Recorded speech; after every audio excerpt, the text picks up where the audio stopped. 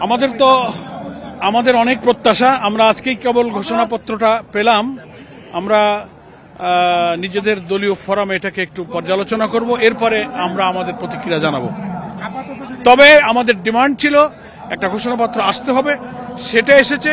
অন্তত এই প্রতিশ্রুতিটুকুর জন্য ইতিবাচক মনে করি, কিন্তু সাবজেক্ট ম্যাটারের ব্যাপারে আমরা বসবো দলের অভ্যন্তরে, তারপরে আমাদের প্রতিক্রিয়া জানাবো ইনশাআল্লাহ। বিশেষ করে আজকে আমাদের অন্তর্বর্তীকালীন সরকার প্রধান উপদেষ্টা সহ তাদেরকে আমরা ধন্যবাদ জানাচ্ছি, কারণ আমাদের বহুদিন পর্যন্ত একটা আকাঙ্ক্ষা ছিল জুলাই ঘোষণাপত্র। আজকে তিনি সুন্দরভাবে একটা অনুষ্ঠানের মাধ্যমে জাতীয়ভাবে তিনি ঘোষণা দিয়েছেন। এই জন্য আমরা আমাদের সকলের পক্ষ থেকে, দেশবাসীর পক্ষ থেকে আমরা ধন্যবাদ জানাচ্ছি।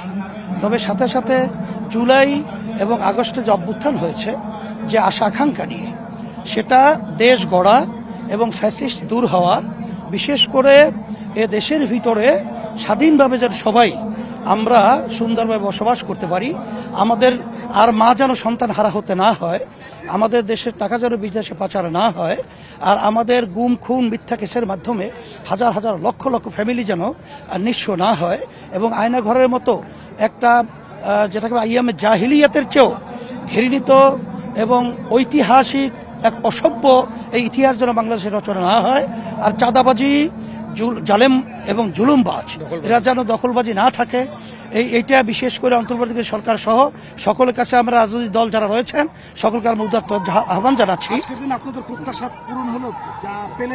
হ্যাঁ, মোটামুটি আজকে যে ঘোষণাপত্র এসেছে সেটা আমরা যা যা চেয়েছিলাম তো অনেকটাই আমরা পেয়েছি। ধন্যবাদ। হ্যাঁ, ধন্যবাদ। কোনো দ্বিমত নেই, প্রত্যাশা কতখানি পূর্ণ হলো এই কথা বলার জন্য তো অনেক কথা বলতে হবে। প্রথম কথা হচ্ছে কি, এই ঘোষণা পাঠ করবার আগে তো আমি দেখিনি, পাঠ করবার সাথে সাথে সবই যে মনে রাখতে পেরেছি তাও না, জিসটা যতদূর মনে রেখেছি, মানে এগুলো আমরা তো প্রতিনিয়ত বলছি, এক বছর ধরে বলছি, সেগুলোই মানে আমাদের উচ্চারিত এতদিনকার কথাগুলোই এখানে অঙ্গীকার হিসেবে ঘোষণা করা হয়েছে। এটা নির্ভর করছে নির্বাচন হবে, যেটা এখানে ঘোষণা করা হয়েছে, নির্বাচিত পরবর্তীতে যারা আসবে তারা কতখানি বাস্তবায়ন করবে সেগুলোর উপরে আশাবাদী থাকা উচিত। আমরা আশাবাদী আছি। হিসেবে আজকের যে এখন মন্তব্য করার সময় না, আমরা ইনশাল্লাহ হ্যাঁ না, এখনো মন্তব্য করার সময় আসে নাই। আমরা সরকারের ভিতরে আছি তো কথা বলবো, কি বলে টিল নাও গুড, ঠিক আছে। কারা দায়ী আমাদের ব্যর্থতার পেছনে, সেই প্রশ্নগুলো আমরা চিহ্নিত করতে পেরেছি, এবং আমাদের পরবর্তীকালে জনগণের আকাঙ্ক্ষা কি, ভবিষ্যতের করণীয় কি, নির্দেশনা কি, অভ্যুত্থান আমাদের সামনে কি কর্তব্য হাজির করেছে, সেগুলো এখানে যথাসম্ভব এখানে লিপিবদ্ধ করার চেষ্টা করা হয়েছে। আমরা এই জুলাইয়ের ঘোষণাপত্রের সাথে মৌলিকভাবে এবং সব দিক থেকে আমরা এটাকে আমাদের সমর্থন দিয়েছি, এবং আমরা মনে করি যে জুলাই ঘোষণাপত্রকে এখন কার্যকর করতে হবে, এবং সেটা বিচার, সংস্কার এবং নির্বাচনের প্রক্রিয়ার মধ্য দিয়েই আমাদের এই জুলাই ঘোষণাপত্র কার্যকর হবে, এবং বাংলাদেশের মানুষ একটা গণতান্ত্রিক রাষ্ট্র ব্যবস্থা পাবে, নতুন একটা গণতান্ত্রিক রাজনৈতিক বন্দোবস্ত পাবে, এবং যার মধ্য দিয়ে আমরা আমাদের মানুষের অধিকার প্রতিষ্ঠা করতে পারবো।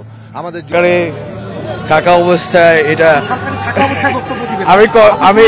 আমি ওনাকেও বলছি, আমি কমেন্ট করব না, এখন সরকারে থাকা অবস্থায় কমেন্ট করব না। আমি গতকালকে এক কমেন্ট নিয়ে আছি বিপদে, সো বেটার হচ্ছে যে আমরা গুছিয়ে লিখতে পারবো যখন তখন লিখবো।